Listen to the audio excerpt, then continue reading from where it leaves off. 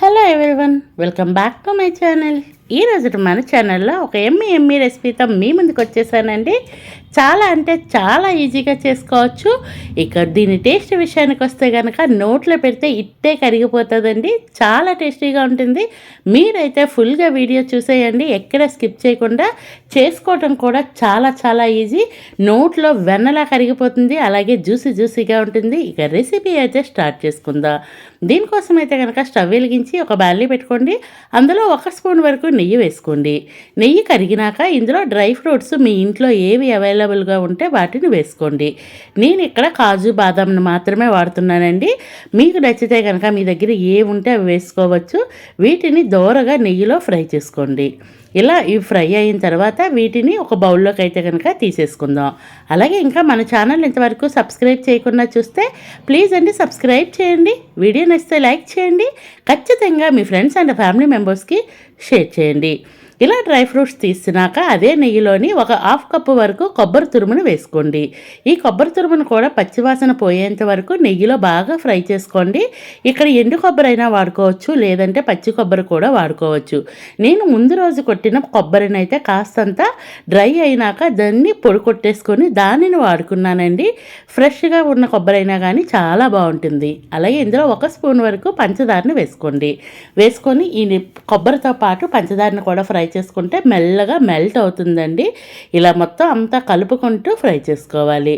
ఇలా ఇది మొత్తం కోకోనట్ అంతా కొబ్బరి అంతా ఫ్రై అయిన తర్వాత ముందుగా వేయించి పక్కన పెట్టుకున్న డ్రై ఫ్రూట్స్ని అలాగే ఒక 1/2 స్పూన్ వరకు యాలకుల పొడిని వేసుకొని మొత్తం అంతా బాగా కలిపేసుకోండి.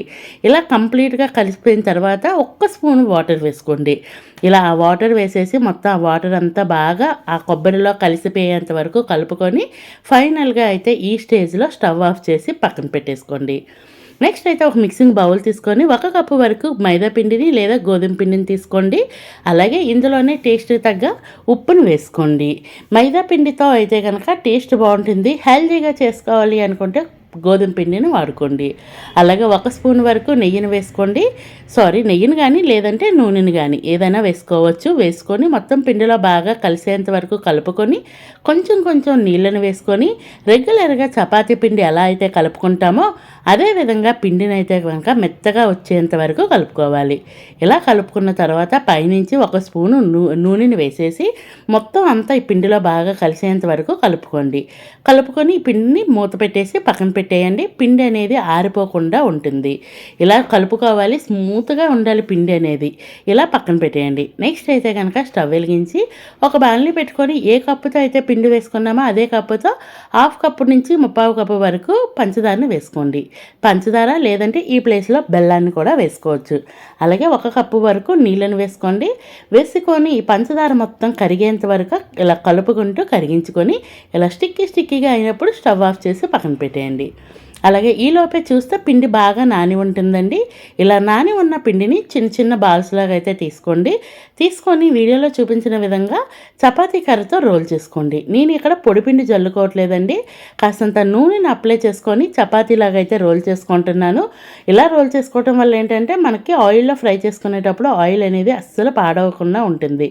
ఇలా మరీ పలుచగా కాకుండా మరీ మందంగా కాకుండా ఈ విధంగా రోల్ చేసుకున్న తర్వాత ముందుగా మనం అయితే కోకోనట్ని ఫ్రై చేసి పెట్టుకున్నాం కదండి, దానిని మధ్యలో వేసేయండి. మధ్యలో ఒక స్క్వేర్ లాగా అయితే వేసుకొని వీడియోలో చూపిస్తూ ఉంటానండి. ఆ విధంగా అయితే ఫోల్డ్ చేసుకోండి.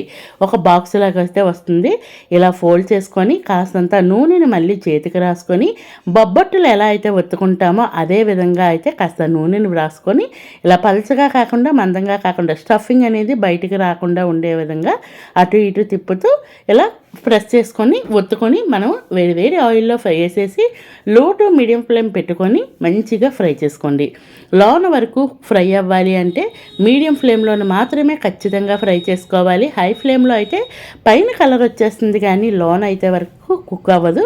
అలా కంప్లీట్గా అటు ఇటు తిప్పుతూ మంచిగా కుక్ అయినంత వరకు కుక్ చేసుకున్న తర్వాత ఇలా ఫ్రై అయిన వాటిని పంచదార పాకంలో వేసేసుకోండి. ఈ పంచదార పాకంలో అటు ఇటు తిప్పుతూ ఒక 2 నిమిషాలు ఉంచుకుంటే పాకం అంతా పీల్చుకొని భలే రుచిగా ఉంటుందండి. ఫైనల్లీ మన రెసిపీ అయితే రెడీ అయిపోయింది. Ready to eat. Thank you for watching. Please do subscribe to my channel. Thank you.